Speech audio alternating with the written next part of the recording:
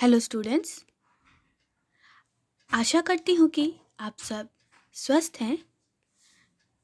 बच्चों, पिछली कक्षा में हमने आपके हिंदी स्पर्श भाग के प्रथम अध्याय दुख का अधिकार कहानी के लेखक के विषय में पढ़ा था और इस पाठ के सार के विषय में जानकारी प्राप्त की थी। आज हम इस कहानी को पढ़ेंगे। इस कहानी के लेखक यशपाल जी ने दुख का अधिकार कहानी के माध्यम से समाज में फैले अंधविश्वास, अमीरी गरीबी तथा ऊंच नीच के भेदभाव का पर्दाफाश किया है। तो कहानी शुरू होती है इस प्रकार। मनुष्य की पोशाक उन्हें विभिन्न श्रेणियों में बांट देती है। प्राय पोशाक ही समाज में मनुष्य का अधिकार और उसका दर्जा निश्चित करती है। वह हमारे लिए अनेक बंद दरवाजे खोल देती है, परंतु कभी ऐसी भी परिस्थिति आ जाती है कि हम ज़रा नीचे झुककर समाज की निचली श्रेणियों की अनुभूति को समझना चाहते हैं। उस समय यह पोशाक ही बंधन और अड़चन बन जाती है। जैसे वायु की लहरें कटी हुई पतंग को सहसा भूमि पर नहीं गिर जाने देती, उसी तरह खास परिस्थितियों में हमारी पोशाक हमें झुक सकने से रोके रहती है। पोशाक यानी कि मनुष्य के पहनावे से ही उसकी हैसियत और उसका दर्जा निश्चित किया जाता है।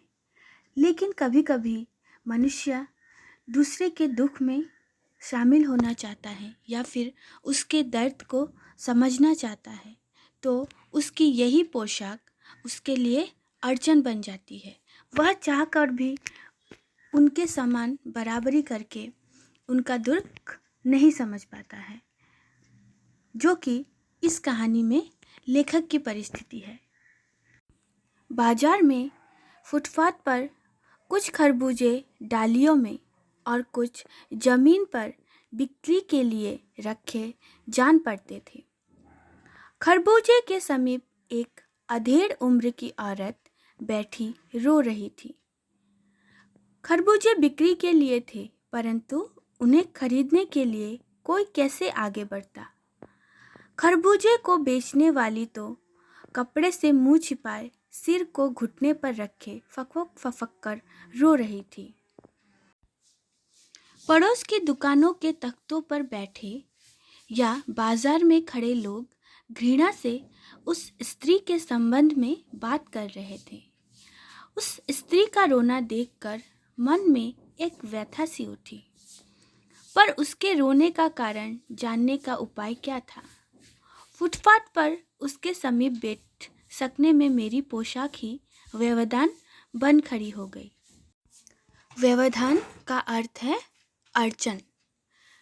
लेखक को उस स्त्री के रोते देख मन में एक दर्द सी उठी, पर वे उसके दुख का कारण पूछ नहीं पाए, क्योंकि उनका समाज में अच्छा खासा दर्जा था। वे अच्छी पोशाक पहने हुए थे और एक फुटपाथ पर बैठी हुई स्त्री के सम्मुख जाकर उससे बातें करना उनके लिए निंदनीय था। एक आदमी ने घृणा से एक तरफ थूकते हुए कहा, क्या जमाना है, जवान लड़के को मरे पूरा दिन नहीं बीता और यह बेहया दुकान लगा के बैठी है।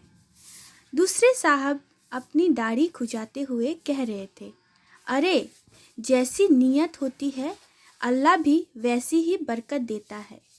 सामने के फुटपाथ पर खड़े एक आदमी ने दिया सलाई की तीली से कान खुजाते हुए कहा, अरे इन लोगों का क्या है, ये कमीने लोग रोटी के टुकड़े पर जान देते हैं। इनके लिए बेटा बेटी, खसम लुगाई, धर्म ईमान सब रोटी का टुकड़ा है। लोग उस स्त्री के विषय में बातें कर रहे थे। उस स्त्री के लड़के को मरे हुए अभी एक दिन नहीं हुआ और वह बाजार में खरबूजे बेचने चली आई। लेकिन क्या कोई जानबूझकर ऐसा कर सकता है? उस स्त्री की मजबूरी को किसी ने जानने की कोशिश नहीं की, बस सब उसे ताना ही दे रहे थे। परचून की दुकान पर बैठे लाला जी ने कहा, अरे भाई, उनके लिए मरे जिए का कोई मतलब न हो, पर दूसरे के धर्म ईमान का तो ख्याल करना चाहिए।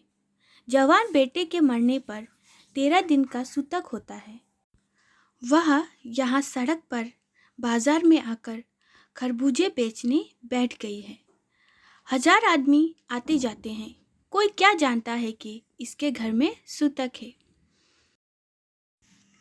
कोई इसके खरबूजे खा ले तो उसका ईमान धर्म कैसे रहेगा? क्या अधेर है। इस तरह तरह तरह के ताने लोग उस बुढ़िया पर कसे जा रहे थे। तो बच्चों, आज इस कहानी को यहीं तक पढ़ेंगे। आप पढ़ाए गए अंश का अभ्यास कीजिए। धन्यवाद।